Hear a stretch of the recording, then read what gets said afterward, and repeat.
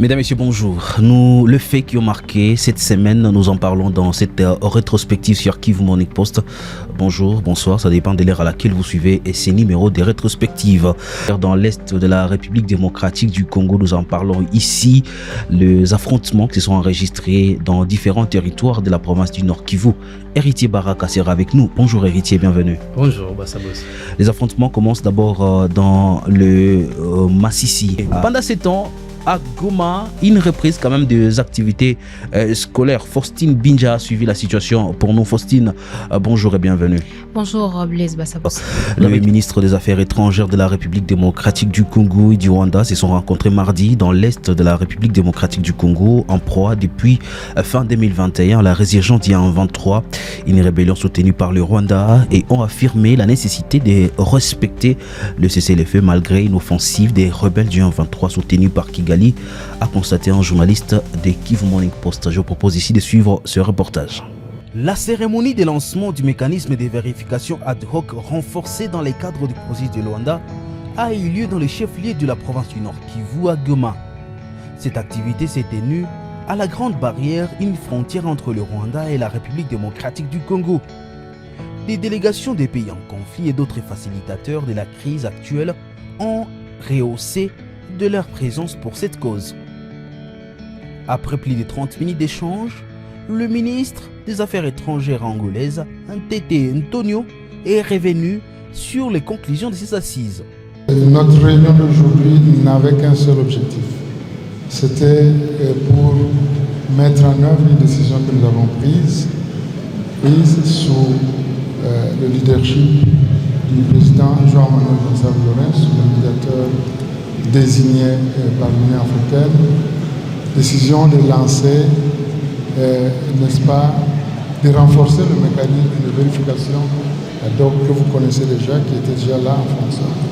Mais étant donné les impératifs du moment et aussi les résultats que nous souhaiterons atteindre, il a été décidé qu'il soit renforcé. Et nous avons aussi décidé que nous devions le lancer au plus tard le 5 novembre. C'est ce que nous avons fait aujourd'hui. Nous avons donc lancé le mécanisme de vérification ad hoc et pour pouvoir aider, n'est-ce pas, le processus de Luanda à atteindre ses objectifs. Deuxièmement, il a été aussi question que durant ce lancement, le nouveau membre du mécanisme de vérification ad hoc renforcé soit présenté, c'est ce qui a été fait. Donc nous considérons que nous avons atteint nos objectifs et tout ce que nous pouvons dire aujourd'hui, c'est de remercier tous ceux qui ont œuvré à ça pour qu'on ait cette cérémonie aujourd'hui. Mais le plus important, qui a été le dénominateur commun du discours prononcé par moi-même et mes deux collègues, mes deux sœurs et mon frère, ma sœur Thérèse et mon frère Olivier, c'est surtout de faire en sorte qu'on arrive à la paix et le seul chemin de rendre cette région ce qui lui revient. Ce qui lui revient, c'est d'être une région riche, une région surtout riche en ce peuple et la paix qu'elle mérite, pour que ces populations, n'est-ce pas, commettent enfin fin à la souffrance des populations qui sont là. Et donc, je dirais au nom de mes collègues, nous insistons, nous avons aussi tous insisté sur la nécessité du respect du cessez-le-feu.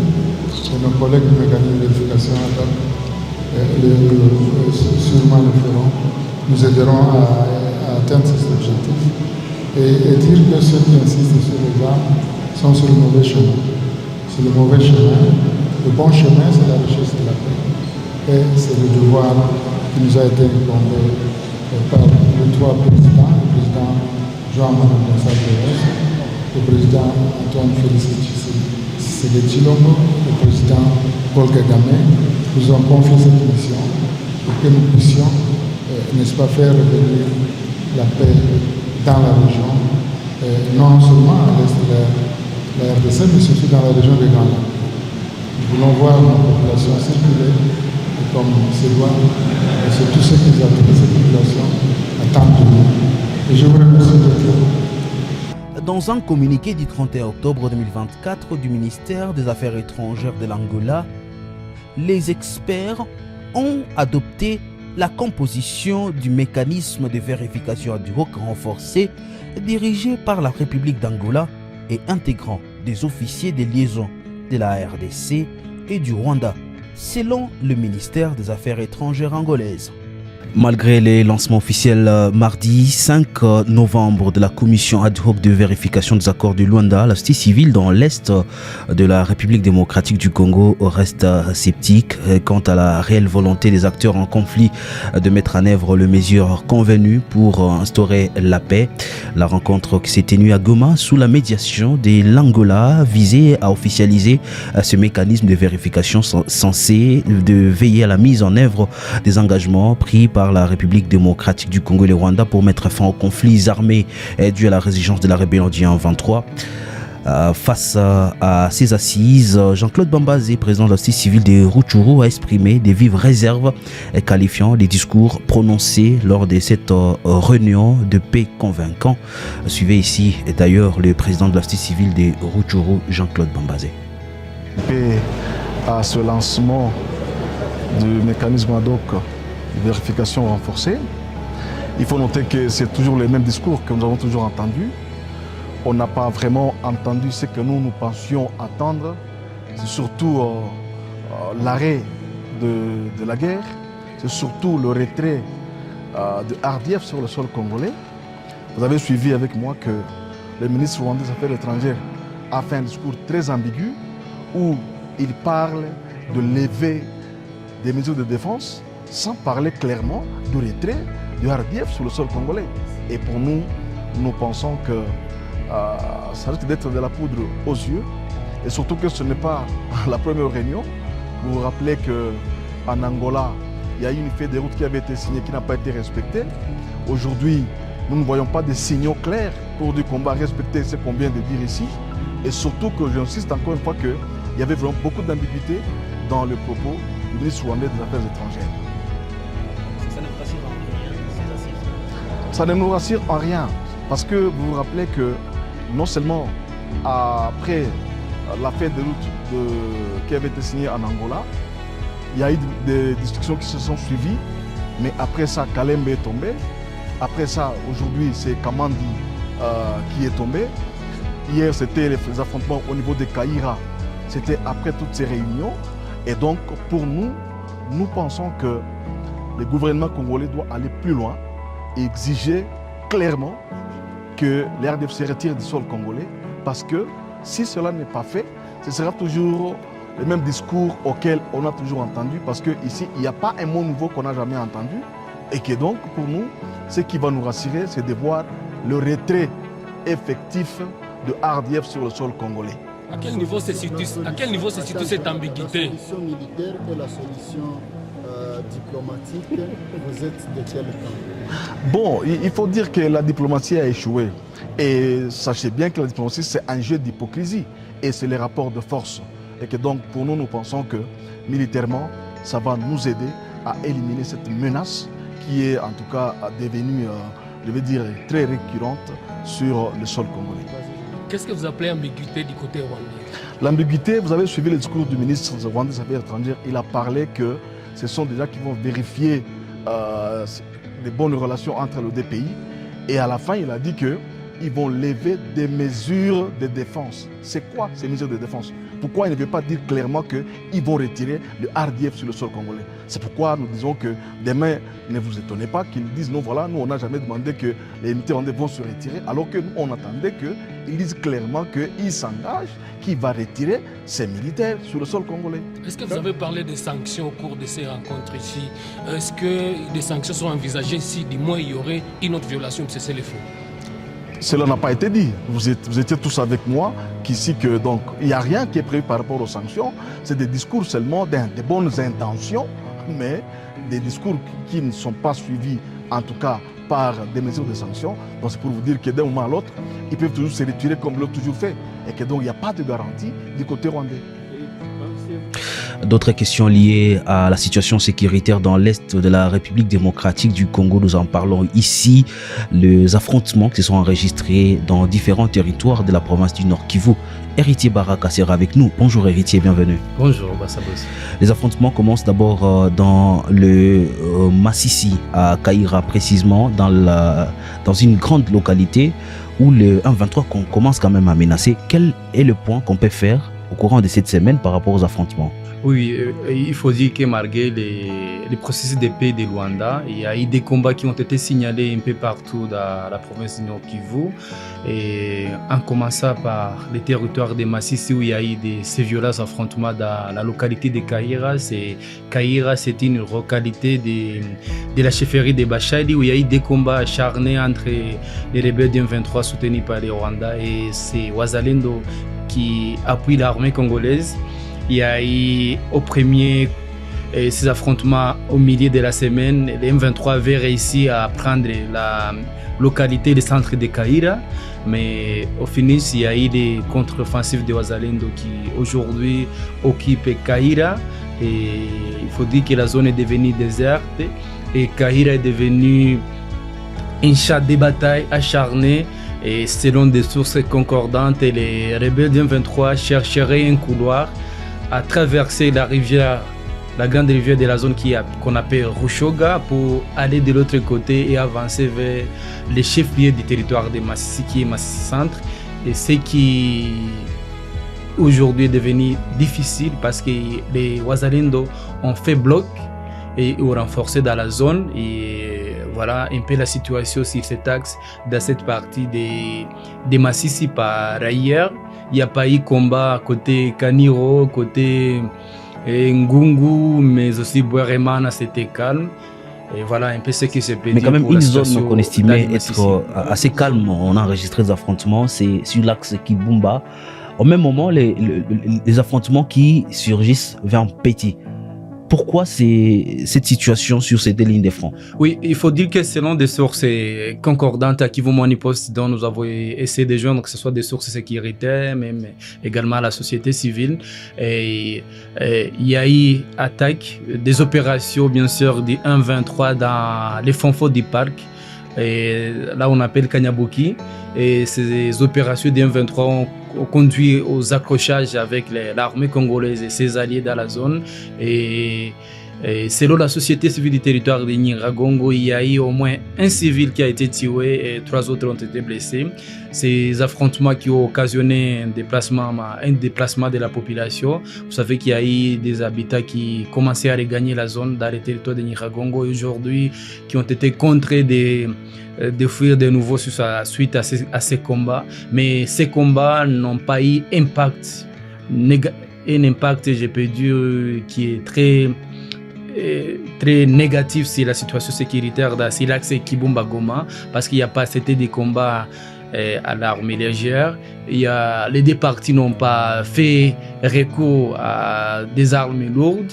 Et voilà ce que je peux dire. C'est l'axe Kibumba, on semble un peu respecter cette histoire du cessez-le-feu qui a été décrété par Luanda. Voilà ce que je peux dire pour Kibumba.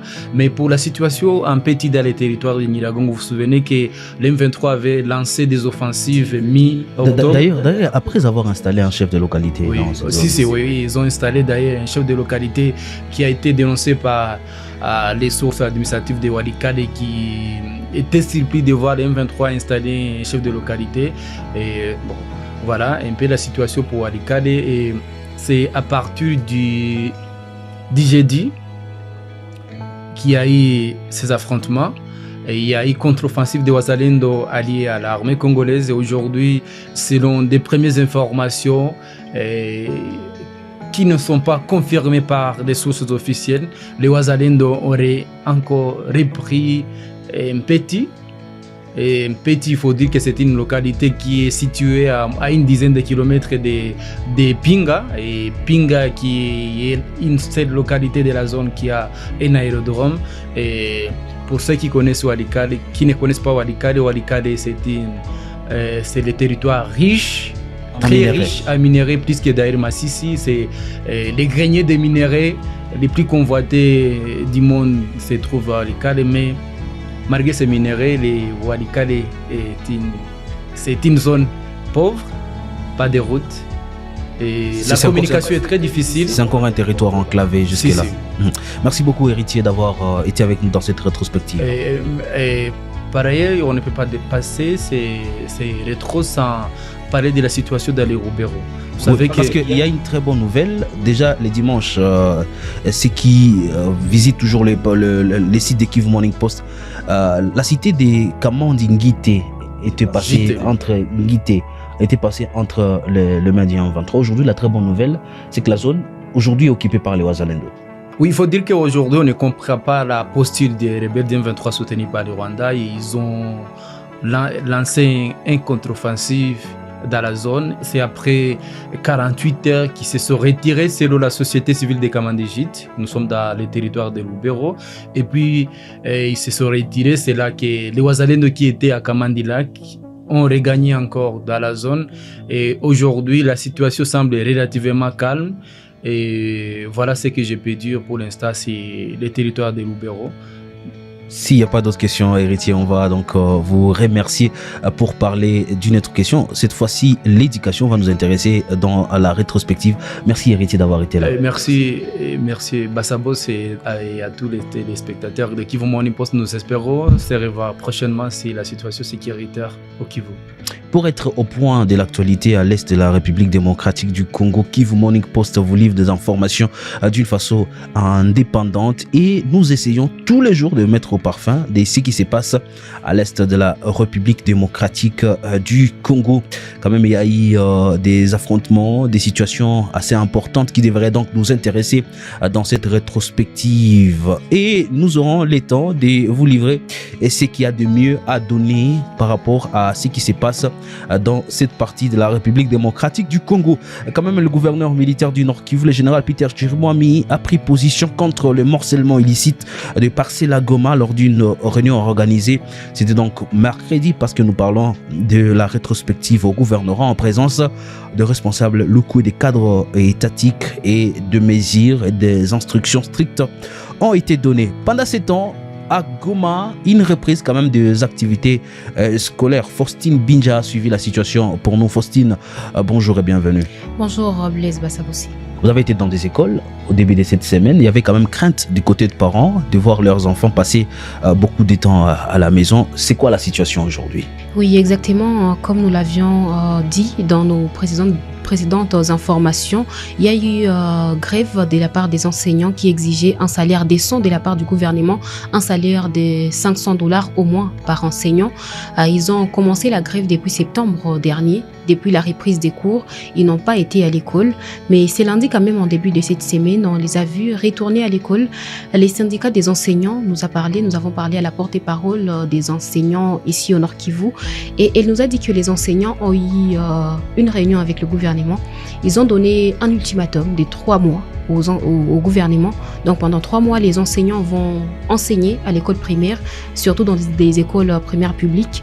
Et là, si après 3 mois, le gouvernement ne répond pas favorablement aux recommandations des enseignants, la porte-parole des enseignants nous a dit qu'ils vont retourner en grève. Nous allons revivre encore la même situation. Nous allons revivre la même situation parce que vous le savez, les enseignants sont tous les jours en train de décrier leur situation. Ils n'ont pas assez d'argent pour joindre les 2 bouts du mois et c'est compliqué pour eux. Alors, ils recommandent au gouvernement de leur donner au moins $500 par enseignant pour qu'ils puissent savoir un peu vivre comme tous les autres travailleurs de l'État. Est-ce que tous les élèves ont quand même répondu présent à cet appel? Exactement, oui, nous avons remarqué qu'il y a comme une soif de la part des élèves d'être à l'école. En tout cas, ils ont fait près de 2 mois sans étudier et lorsque nous avons visité quelques-unes des écoles primaires publiques ici en ville de Goma, nous avons vu que les élèves étaient en tout cas mobilisés. Il y avait des classes absolument pleines d'élèves et les enseignants étaient mobilisés en tout cas pour enseigner ces élèves qui d'ailleurs avaient soif d'être enseignés après tous ces temps à la maison.